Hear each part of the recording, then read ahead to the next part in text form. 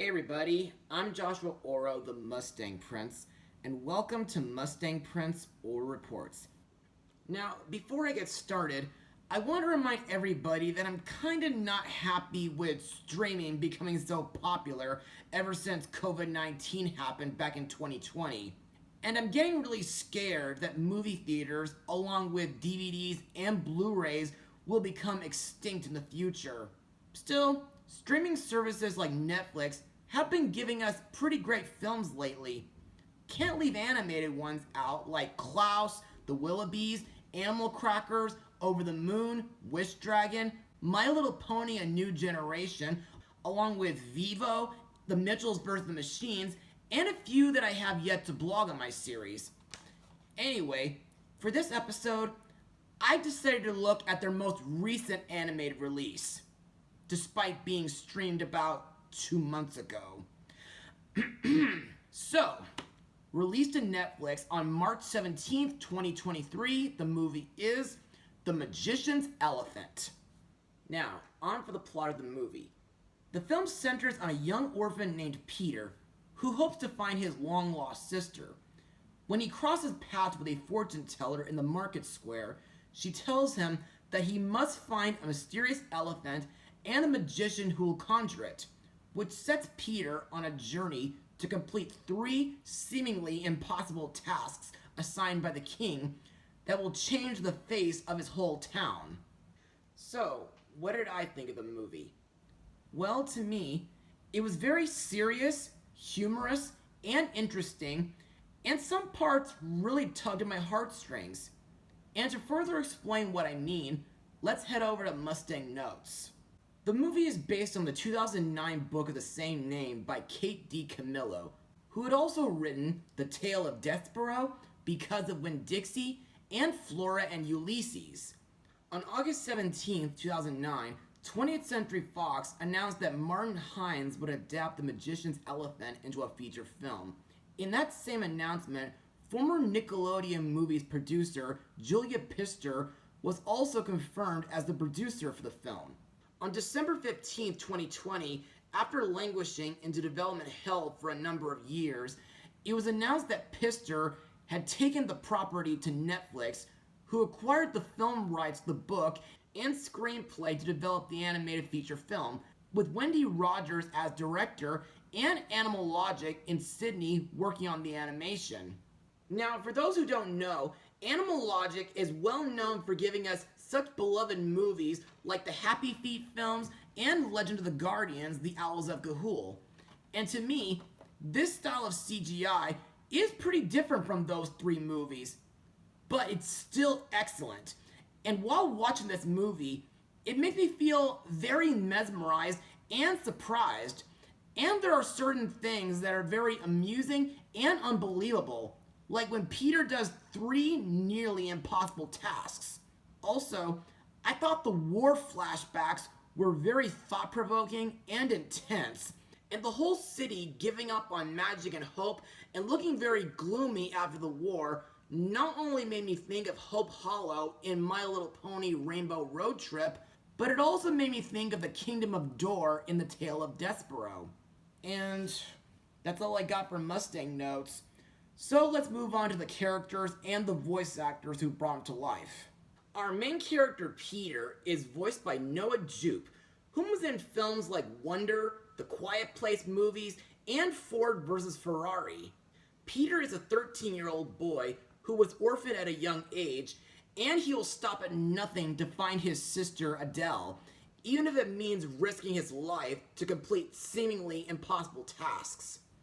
To me, Peter seems like a very relatable and determined young boy, and I think he's pretty smart, caring, and very kind. Plus, I think Peter's bond with the titular elephant is actually very sweet. Also to note, I think that with every impossible task that Peter miraculously pulls off, it brings more and more hope to his home city. Next we come to the Magician, voiced by Benedict Wong.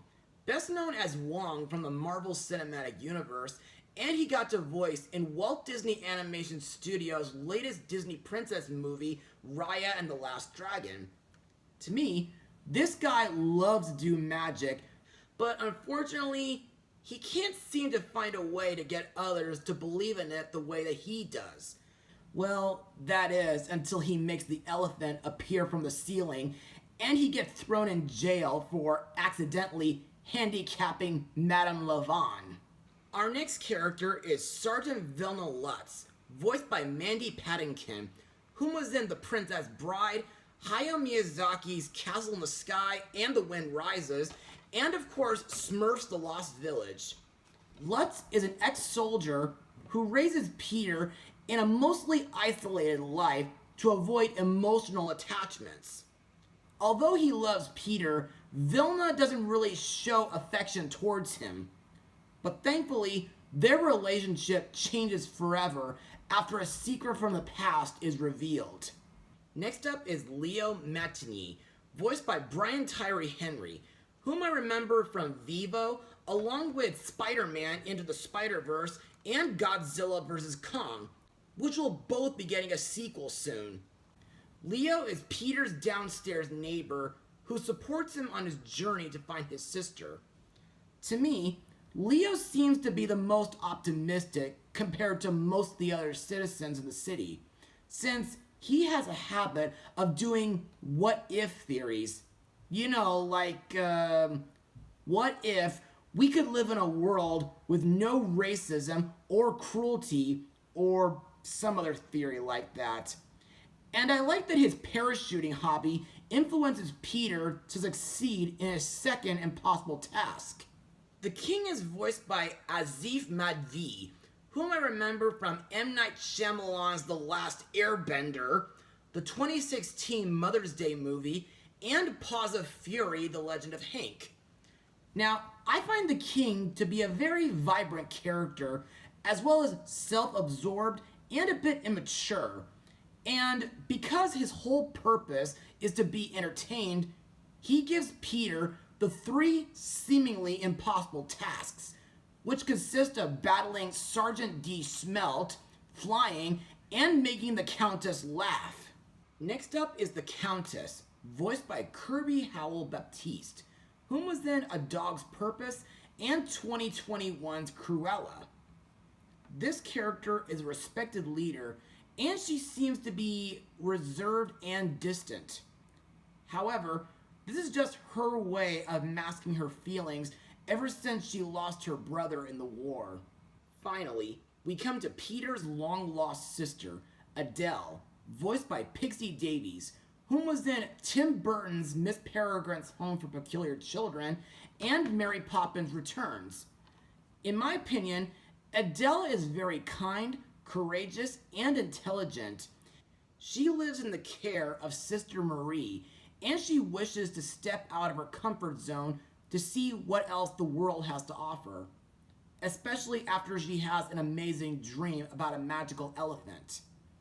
Other actors in the film include Sian Clifford, Miranda Richardson, Dawn French, and Natasha Dimitru.